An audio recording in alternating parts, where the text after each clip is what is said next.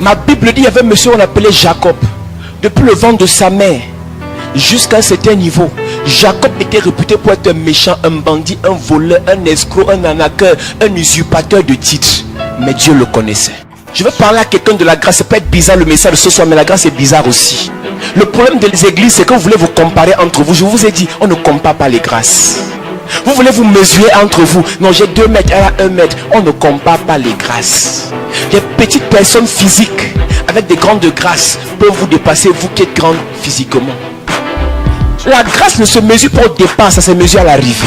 Au départ, tu peux être le plus grand, mais parce que tu n'as pas la grâce qui est grande, tout ce que tu as va te chuter. Mais ceux qui ont la grâce, ma Bible dit, Dieu va avec eux de progrès en progrès. Je déclare, yes, tu vas monter. Amen. C'est pas ceux qui sont bénis les premiers qui sont les meilleurs, non. C'est Dieu qui fait grâce à qui il veut, quand il veut, comme il veut. Toi qui vas t'asseoir à la maison, tu commences à pleurer, Seigneur, pourquoi la cousine s'est mariée? Moi je ne suis pas encore marié. Dieu fait grâce à qui il veut. Il y a des écrits là dehors. Ils se disent enfants de Dieu. Tous les versets qu'ils utilisent pour traiter les gens de pécheurs, de charnels, ce n'est pas qu'ils sont saints, c'est qu'ils sont jaloux de la grâce. Moi je connais discerner les gens qui sont écrits. Tu regardes ces publications 2, 3, 4 fois. Toujours, oh le péché a fait, le péché a fait, le péché a fait. La Bible n'a pas que le message sur le péché. Ceux qui aiment prêcher le péché, c'est pas qu'ils ne pêchent pas, c'est qu'ils sont jaloux des autres. Ils pensent qu'ils vont dénigrer les autres en exposant leur péché. Jacob est un gros pécheur. Je ne suis pas en train de dire à quelqu'un de pécher, mais je suis en train de te dire, la grâce arrive dans ta vie avec ou sans péché. Est-ce que tu sais que Dieu a disposé sa grâce pour toi avant la fondation du monde? Avant la fondation du monde, l'agneau immolé était déjà prédisposé pour venir sauver les pécheurs qui n'avaient pas encore péché. Il y a des gens qui se prennent pour les justiciers de Dieu. C'est eux les gardiens de la loi. Mon ami, quand tu appliques la loi dans ta vie, la grâce disparaît. Les scribes et les pharisiens avaient quelque chose. Ils voulaient faire porter des fardeaux pesants à des personnes alors que eux-mêmes ils ne pouvaient pas les porter. La plupart des gens qui aiment parler des péchés des autres, eux-mêmes font bien dans le secret. Tu ne peux pas annuler la grâce dans la vie de quelqu'un parce que tu exposes son péché. Note ça bien. Les pentecôtistes pensent que en récitant les versets contre les autres, alors Dieu va dire c'est toi le meilleur entre. Le monsieur qu'on appelait Élie a fait croire aux gens qu'il était le meilleur. Mais à la fin de sa vie, quand Isabelle l'a chandélisé, il a confessé, je ne suis pas meilleur que mes pères. C'est Dieu qui décide. Personne n'est meilleur. Si tu es saint, c'est la grâce de Dieu. Si tu es humble, c'est la grâce de Dieu. Si tu as un bon cœur, c'est la grâce de Dieu.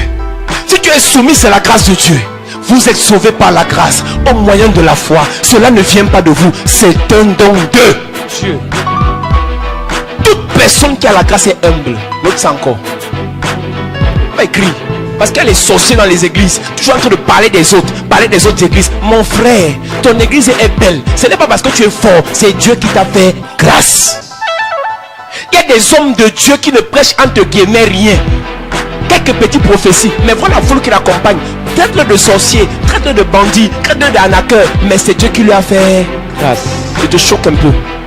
Aucun sataniste n'est béni parce qu'il est dans la secte. C'est Dieu qui fait grâce. La franc-maçonnerie n'enrichit pas. La rose-croix n'enrichit pas. C'est Dieu qui fait grâce. Or le jeune Macron il est président parce que les francs-maçons. Mais arrêtez ça. Il y a combien de francs-maçons en France? Pourquoi il n'y a que lui qui est devenu président? La grâce. Aucun diable ne donne la bénédiction. Je dis aucun. Plus vous faites la publicité du diable, plus les gens vont quitter l'église. Le diable ne bénit pas. C'est Dieu qui bénit. Amen. Dès qu'un pasteur a un peu l'argent, oh il a trempé. Mais arrêtez ça. Toi tu es sec, pourquoi pas aussi tremper au foie? Et les chrétiens aiment ça, les pasteurs aiment ça. Toujours en train de critiquer les autres. Mais on va arriver où avec? L'église seule un peu bénie, tu es sûr que c'est toute la prière, la même prière qu'on fait là. Ce n'est pas, même si vous faites la même prière, vous n'avez pas la même grâce. Yes. Oh si alors la voiture c'est parce qu'elle est prostituée. Toi-même ça t'a dépassé. Les petites concurrences ne servent à rien. Les petits défis entre cousines et cousins ne servent à rien. On n'a pas la même grâce. Ils sont jaloux les chrétiens. Ils se combattent entre eux les chrétiens. Tu ne peut pas arrêter la grâce de Dieu. La grâce, c'est comme le vent. On ne stoppe pas le vent. On n'arrête pas le vent. On ne détruit pas le vent. Identifie ta grâce. Concentre sur ta grâce. Et Dieu va t'élever dans ta grâce. Amen. Yes. Chrétiens, réveillez-vous. Dieu vous a fait grâce. Amen. Aimez la grâce de Dieu. Amen. Appréciez la grâce de Dieu. Et ça va se manifester. Amen.